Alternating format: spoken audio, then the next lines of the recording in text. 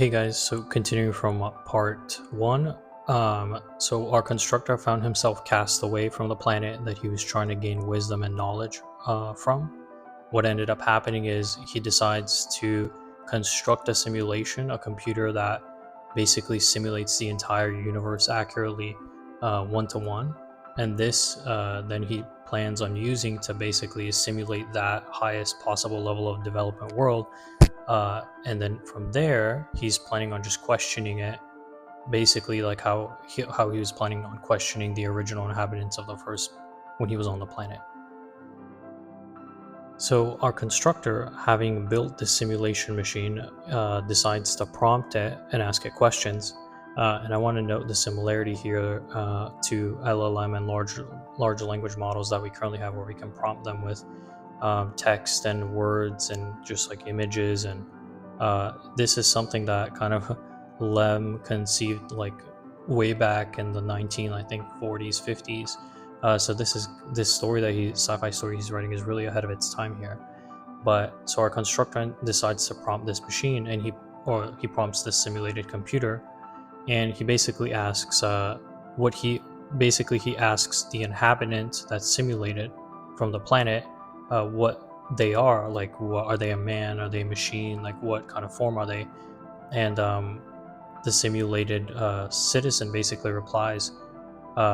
He says, sometimes men build machines and sometimes machine build men. So what does it really matter? So our simulated citizen basically says the inhabitants of that planet can take whatever shape or form they want. And this kind of harkens back to, in part one, the strange shapes and forms that they did take on the planet. And I think this draws some interesting notions, because the citizens, this planet of highest development, they're so advanced that they're beyond materiality, and they can take in whatever form or shape they want.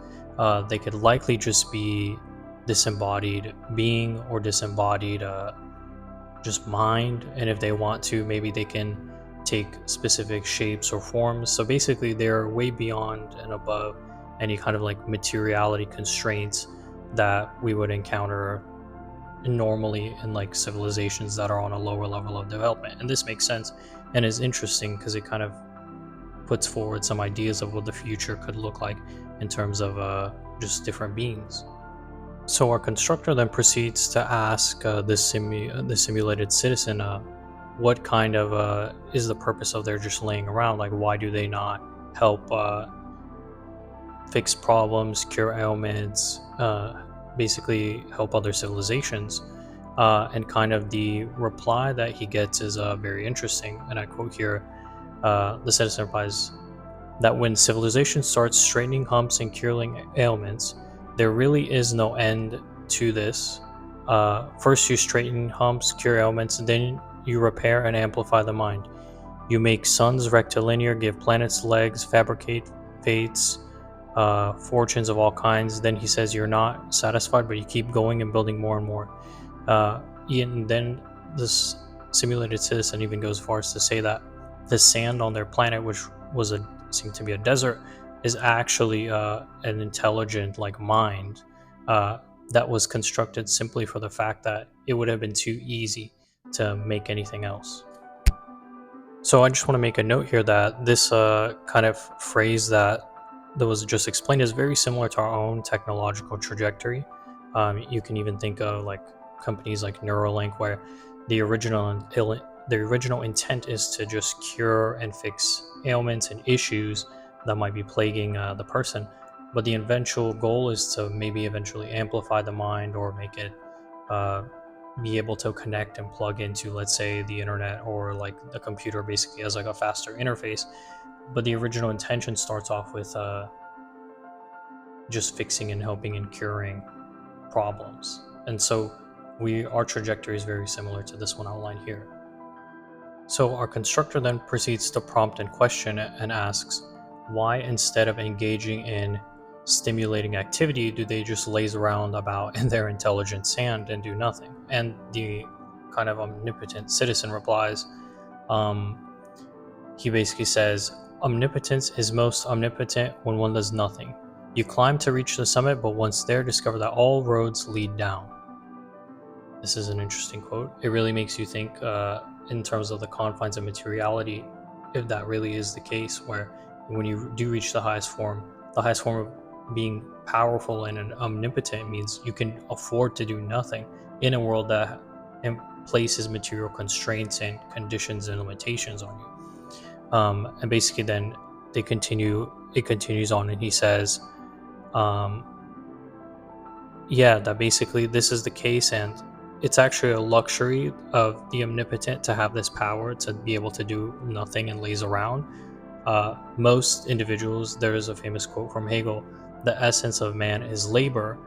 And I'm maybe taking it a little out of context here, but I do think this does kind of suggest this notion that embedded in even the very humanity is this notion of labor and effort, something as like definitive and defining of humanity. Yet here we are where we see this highest stage of civilization. So continuing on here, basically the reply was from the highly advanced citizen was that people who are struggling to survive must labor and be active. It's a luxury and a privilege to be able to laze around and do nothing. To be able to do so means that all of the demands of materiality have in essence been conquered. And as I mentioned, there's the famous quote from Hegel: the essence of man is labor. In this sense, I think the whole trajectory and progress of civilization and society is overcoming the imposition of these material constraints and conditions. So the constructor kind of gets upset at this reply from the simulated citizen and says, why don't they engage in helping banish misery from the universe? And the reply was from the simulated citizen basically goes along the lines of, there's two kind of branches on theories that they followed, where it's one is they kind of let the civilization develop on its own and see where it goes. The other is that they try and aid it, and there's two ways to aid it, either through the carrot or the stick. He basically says the carrot, he basically says first the stick actually ends up causing more misery than if they had just left the developing civilizations alone. And the carrot, although on the surface in the beginning it seems like everything would be okay and would be more favorable, actually ends up causing just as much misery as the stick. And then he gives an example of the Crab Nebula, which he basically says there was a civilization there where they gave these citizens on this planet a wish-granting device. And basically at that stage, you would think, okay, they gave them a wish-granting device. Everything they could ever want, they would achieve.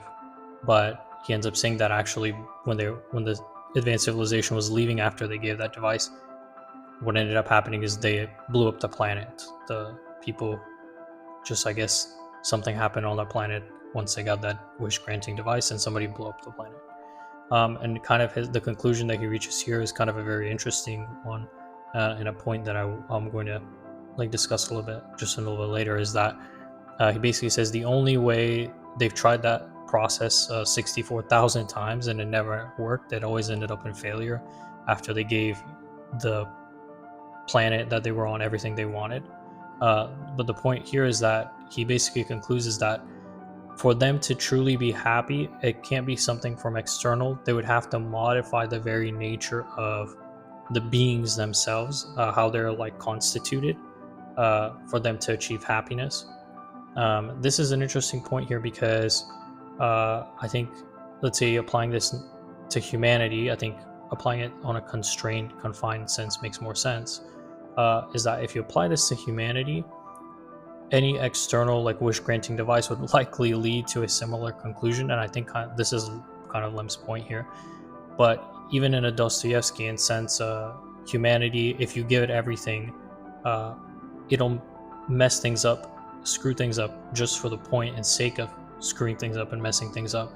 That's kind of something a chaotic element inherent in our nature. So to really fix that problem, to go beyond that problem, would require some kind of transformation of the very base desires of the human being. So gene editing or some form of manipulation to really stop that process from happening. But yeah, that's kind of the conclusion that he reaches. He thinks any other external method would likely result in failure. And this other option, of course, of editing it and changing the individual or the being of the species, well, ultimately that leads to the negation of that species. So so the citizen continues kind of citing examples of these failures just to convince the constructor that actually, like, this is not a great idea. And there's some very interesting points here. One thing that he says, for example, quoting here, he says, so basically the citizen gives examples of like curing deformities, and he even says this ultimately ends up leading to disaster. And I quote, he says, "Who is to be the recipient of your miracle? An individual? But too much beauty undermines the marriage vows. Too much knowledge leads to isolation. And too much wealth produces madness. No, I say 1,000 times no. Individuals, it's impossible to make them happy." Kind of going back to the previous point I just mentioned. He says, then there's nothing left to do in the universe, and that creating another universe just because they can create another universe is extremely poor. So he's kind of refuted Claudius, the constructor's argument here that there is something that can be done to banish misery from the world. It's kind of a bleak take. The only assessment that he makes is that the very nature of the entity in question needs to be changed for them to have any ability or possibility to be happy.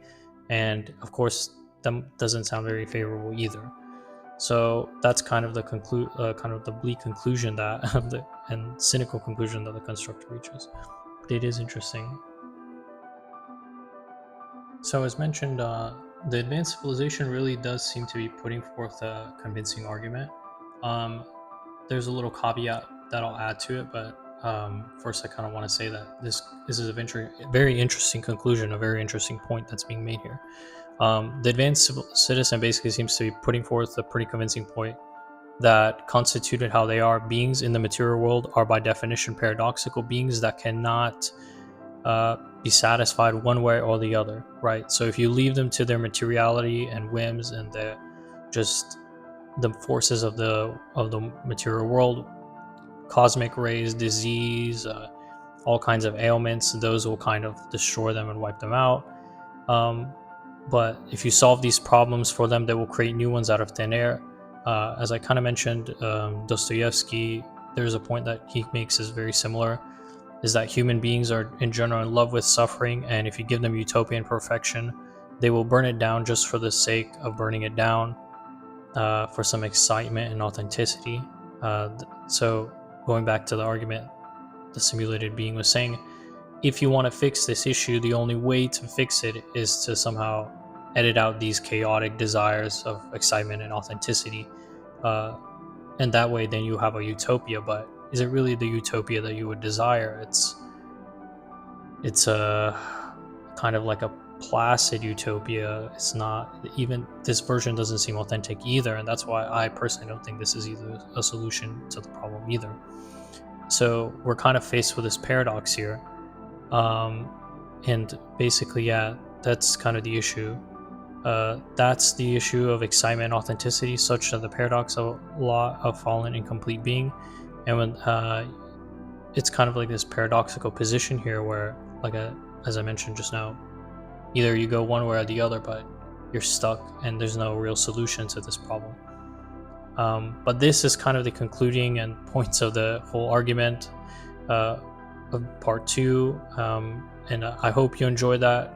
That concludes this brief Stanislaw Lem episode. I'm planning on doing future deeper dives into other works. I'm planning on maybe doing some stuff from like Plato later, and then maybe I'm going to do some stuff from Dostoevsky as well, and some from the classics. But yeah, that kind of concludes the video. Please like, comment, and subscribe, and let me know in the comments what you think. This is a very interesting view about kind of the future of humanity or of civilization in general. Thank you.